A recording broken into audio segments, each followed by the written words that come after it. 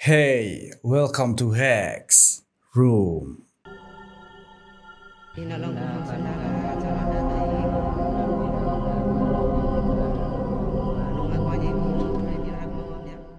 Dulu banget, sekitar tahun 2019, aku pernah mengunjungi sebuah rumah sakit yang terbengkalai. Dan bisa dibilang rumah sakit tersebut adalah salah satu destinasi yang menurutku sangat amat menyeramkan. Dan rumah sakit tersebut bernama Rumah Sakit Tayu yang berada di Kota Pati. Menariknya, waktu aku kesana itu, rumah sakit ini memang bisa dibilang cukup gede, ya, cukup besar bangunannya dan terdiri dari beberapa bangunan di sana. Terus masih ada juga satu mobil ambulans yang udah lama banget ambulans itu nggak beroperasi. Rumah sakit ini sendiri sudah berdiri dari tahun 1933 sampai akhirnya harus tutup di tahun 2013. Nah, menariknya nih ya, baru-baru ini sekitar 1 bulanan inilah ya, ada berita viral yang berasal dari rumah sakit tersebut, di mana ada 4 orang anak muda berasal dari Bandung yang mereka ini katanya baru aja menjenguk temannya yang rawat inap di rumah sakit Tayu tersebut. Padahal rumah sakit tersebut sudah tutup dari tahun 2013. Kok bisa? Gimana ceritanya? Ya, Hexroom kali ini akan membahas tentang cerita menyeramkan dan betapa horornya rumah sakit Tayu tersebut. So, daripada kelamaan kita langsung aja buat mulai ceritanya dari awal.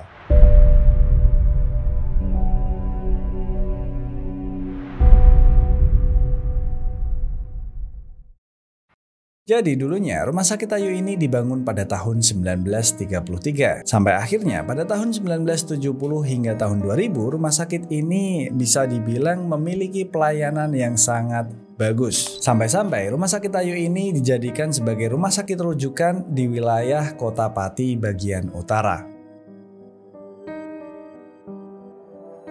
Dibangunnya rumah sakit Tayu ini sebenarnya berawal dari pengembangan sebuah poliklinik yang didirikan oleh seseorang yang bernama P.E. Jans. Dan beliau ini adalah seorang pendeta dari DZV pada tahun 1894. Untuk kepanjangan DZV sendiri kalian bisa baca di sini. Ya, karena aku nggak tahu kayak gimana harusnya buat bacanya. Nah, saat itu P.E. Jans ini itu sedang tinggal di daerah Desa Margorejo, Kecamatan Tayu. Selain P.E. Jans ini, ada lagi seorang pendeta yang bernama Johann Klasem yang berasal dari Jerman. Dan dia ini juga adalah salah satu orang yang ikut merintis rumah sakit Tayu tersebut. Setelah berpuluh-puluh tahun masa kejayaan rumah sakit Tayu ini, sayangnya pada tahun 2013 rumah sakit Tayu ini mengalami krisis yang berujung permasalahan finansial. Sampai-sampai pada saat itu para karyawan dan perawat bahkan dokternya itu sampai tidak digaji selama 15 bulan. Karena kondisi inilah rumah sakit Tayu yang memiliki sekitar 47 tempat tidur dan 4 ruang VIP terpaksa harus ditutup hingga akhirnya terbengkalai hingga sekarang.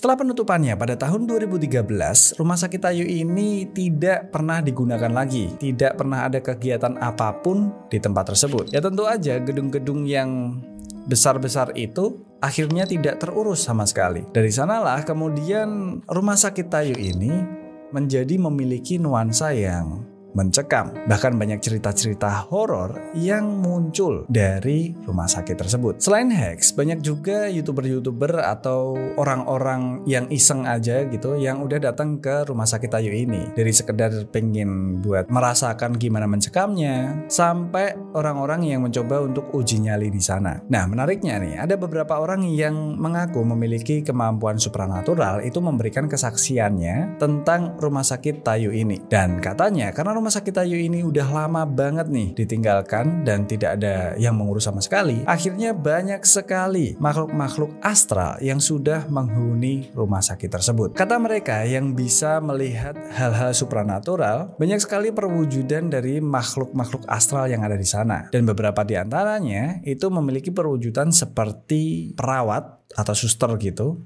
atau seperti dokter dokter. Dan selain itu, ternyata nggak cuman orang-orang yang bisa melihat hal-hal supranatural aja nih yang menceritakan tentang perwujudan-perwujudan makhluk astral yang ada di sana. Para warga sekitar dari rumah sakit Tayo tersebut itu mereka juga memiliki kesaksian mereka sendiri tentang penampakan-penampakan yang ada di rumah sakit Tayo tersebut. Nah, menariknya di sini, kata para warga sekitar, penampakan-penampakan hantu dari rumah sakit Tayo tersebut itu nggak cuman muncul kalau malam hari doang. Karena ada kesaksian yang menyatakan bahwa dia pernah melihat penampakan hantu di rumah sakit Tayo pada siang hari. Dan nggak cuma sampai di situ, penampakan atau hantu-hantu yang ada di rumah sakit Tayo ini bahkan ya sampai terlihat di kompleks sekitar rumah sakit tersebut. Jadi bisa dibilang ya, hantunya itu nggak cuma menetap di rumah sakit itu aja, tapi bahkan sampai sekitaran rumah sakit tersebut.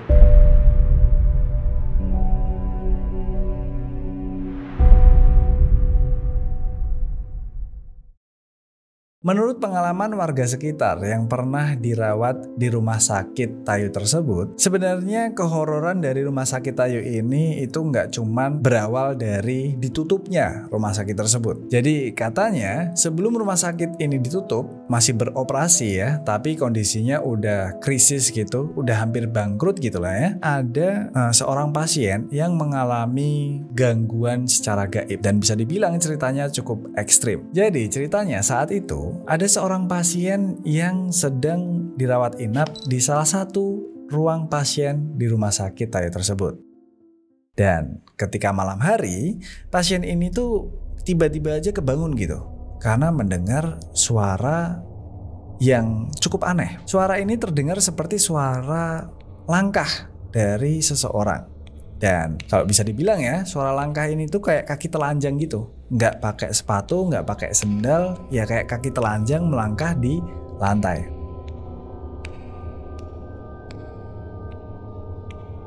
Nah, yang dirasa aneh dari suara langkah tersebut saat itu adalah suara langkah ini tuh nggak hilang-hilang gitu.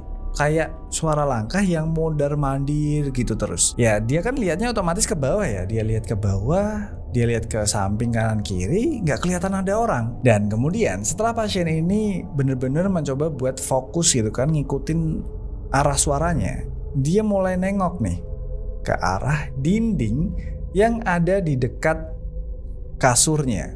Dia lihat ke dinding dan di sanalah akhirnya dia kaget karena dia melihat sepasang kaki menempel di dinding berjalan tanpa tubuh. Jadi cuma 2 kaki. Ya dari tadi aku syuting itu nggak ada tuh yang namanya lighting kedip tuh nggak ada, ya kan? Dari tadi nih udah lama banget aku syuting. Udah ada hampir sekitar 1 jam mungkin. Nggak ada tuh ceritanya kedip. Kenapa tiba-tiba kedip? Mungkin ada yang merasa lagi diomongin, gitu. Nggak tahu juga. Ya, pasien ini melihat sepasang kaki tanpa tubuh, jadi sampai ke betis gitu aja. Dia sedang berjalan di dinding kamar pasiennya.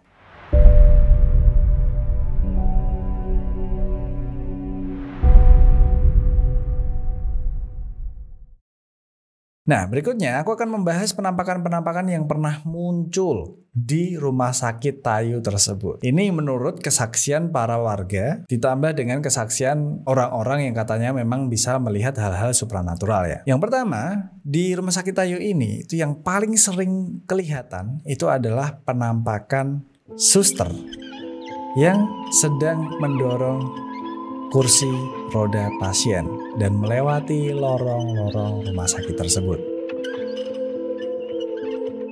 Lalu yang berikutnya, yang sering kelihatan lagi itu adalah potongan tubuh yang berjalan sendiri. Salah satunya 2 kaki tanpa tubuh yang dia ini suka mondar-mandir di area kamar-kamar pasien. Dan berikutnya yang gak kalah sering muncul itu adalah penampakan bersosok dokter, tapi dia ini bukan orang Indonesia.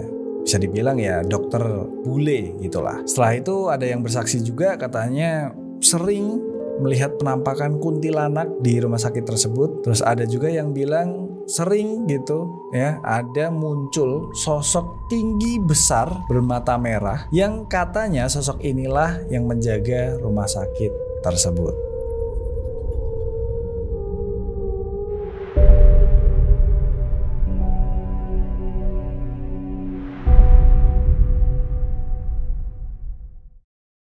Nah, ini dia bagian paling menariknya. Kalau kita ngomongin penampakan, kita ngomongin kesaksian warga dan orang-orang yang bisa melihat hal-hal supranatural, itu kayaknya udah biasa gitu buat kita kan. Kayak ya cerita-cerita horor pada umumnya gitulah. Tapi kali ini nih ya, ada yang benar-benar mengalami sendiri. Gak cuman lihat-lihat doang nih. Dia mengalami sendiri kejadian aneh, kejadian tidak masuk akal di rumah sakit Tayu tersebut. Jadi, beberapa bulan yang lalu terdapat sebuah video yang viral di internet, di mana video tersebut itu merekam sebuah percakapan dengan seorang pemuda yang menurut kesaksiannya baru aja pulang dari menjenguk temannya yang rawat inap di rumah sakit Tayu, di mana kejadian itu terjadi di tahun 2021 ini. Percakapan tersebut terjadi ketika keempat pria yang tidak disebutkan nama dan identitasnya itu sedang membeli tiket bus untuk pulang ke Bandung. Nah, ketika itu, petugas tiket yang bernama Mbak Yus itu mengajak ngobrol salah satu dari mereka. Ya, basa-basi lah, tanya, dari mana mas, mau kemana? Mau ke Bandung nih, mau pulang. Saya dari rumah sakit Tayu, penjenguk teman saya yang sedang sakit. Ya tentu aja, mendengar hal itu, orang-orang yang ada di sana, termasuk Mbak Yus, ya kaget dong. Karena ya semua orang di situ tahu kalau rumah sakit Tayu itu cuma ada satu di Pati. Dan rumah sakit itu kan udah tutup dari tahun 2013, udah lama banget. Nah, karena percakapan ini mulai menarik, ya kan. Akhirnya salah satu orang yang ada di sana itu berinisiatif untuk memvideokan percakapan tersebut. Jadi, ya bisa dibilang ini adalah video candid yang tidak dimaksudkan atau tidak direncanakan, ya. Candid gitu aja, merekam omongan orang-orang atau pemuda-pemuda ini. Loh, iso turun aku turun dino kok.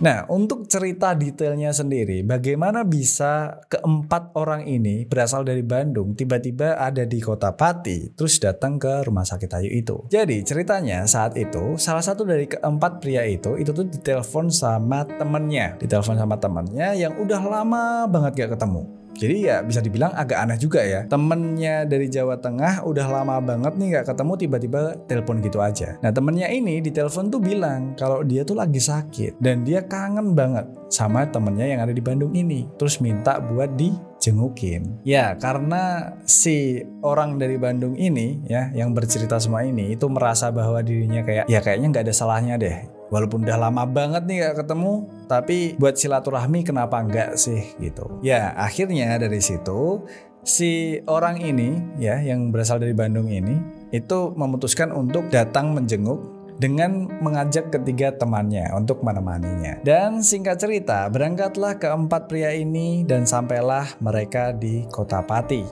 Dari sana mereka langsung berangkat tuh ke rumah sakit Tayu. Ketika mereka sampai di rumah sakit Tayu itu, ya mereka cuman melihat sebuah rumah sakit besar yang beroperasi gitu aja.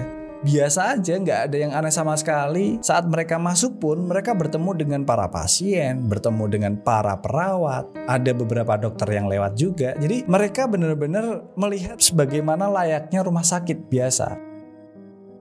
Kemudian setelah mereka masuk tuh ke rumah sakit itu, terus mereka ketemu satpam, disuruh pakai tanda pengenal, ya kayak normalnya kalau kita ke rumah sakit mau ngejenguk gitu kan. Mereka jalan gitu aja di lorong, ketemu suster, ada beberapa dokter, katanya juga ada dokter bule juga di sana, terus ada pasien juga. Mereka sampai, terus mereka ngomong kan mau ngejenguk temennya bernama ini gitu. Nah sayangnya waktu itu si perawat gak langsung memberikan izin mereka buat menjenguk. Jadi mereka itu ditahan dulu gitu sebelum menjenguk si temannya ini. Nah setelah beberapa lama nih mereka ada di rumah sakit tersebut, ya kan, mereka akhirnya barulah diperkenankan untuk ketemu sama temannya yang sakit tersebut. Dan saat itu dia ya ketemu sama temannya biasa gitu, dia kenal, dia tahu, dia lihat mukanya. Total kalau dihitung mereka itu sampai 3 hari di dalam rumah sakit tersebut. Sampai akhirnya ya mereka memutuskan untuk pulang ke Bandung. Saat keluar ya mereka biasa aja juga tuh.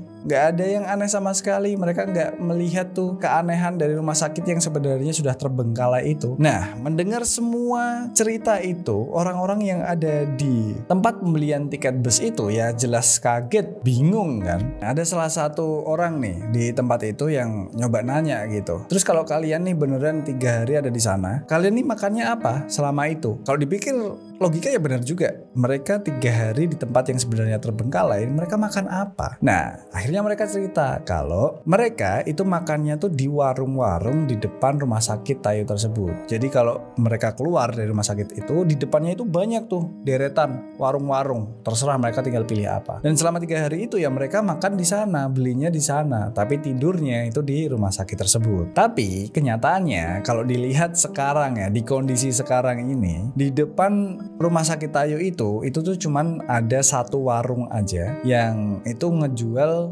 minuman. Terus samping-sampingnya itu cuman ada bengkel dan beberapa toko buah. Gak ada warung makan. Nah, tentu aja kan dengan semua cerita itu orang-orang pada gak percaya. Gak mungkin dong. Ini pasti 4 orang ini cuma pengen bikin sensasi. Ini semakin kedip aja nih. Ya, pasti orang-orang ini cuma pengen bikin sensasi nih gitu. Nah, sampai akhirnya nih salah satu dari keempat pria itu mengeluarkan HP-nya dan menunjukkan foto-foto dari rumah sakit Tayo itu. Jadi saat di rumah sakit Tayo itu mereka tuh sempat untuk mengambil beberapa foto suasana dari tempatnya, gedungnya, terus pasien-pasien, dokter-dokternya dan sebagainya. Ya iseng aja ngefoto pakai HP. Dan waktu ditunjukin ternyata bener. Mereka itu ngefoto rumah sakit Tayo tapi di kondisi masih beroperasi. Wah, merinding kan? Jadi ya kelihatan ada suster yang lagi lewat lalu lalang, kelihatan ada pasien, bahkan ada beberapa dokter ke foto. Dan rumah sakit Tayunya itu di kondisi yang masih bersih, masih gimana sih layaknya normalnya rumah sakit yang masih beroperasi gitu. Yang ngelihat foto-foto itu tentu aja orang-orang semakin kaget kan. Ini nggak mungkin dong gitu. Mereka kemana ini gitu. Tapi ada satu hal juga nih yang menurut mereka tuh aneh. Salah satu foto yang mereka ambil di rumah sakit Tayo itu ternyata nggak ada, hilang. Dan itu adalah foto yang mereka ambil bersama dengan teman mereka yang sedang sakit itu. Jadi waktu mereka ketemu sama temen mereka yang sakit itu, mereka sempat foto. Tapi ternyata waktu dicek fotonya nggak ada. Dan saat itu karena kondisi semua orang bingung ya, si salah satu pemuda itu pengen memastikan juga. Dia akhirnya telepon nomor temennya yang lagi sakit itu. Dan ketika ditelepon ternyata nomor tersebut sudah tidak aktif.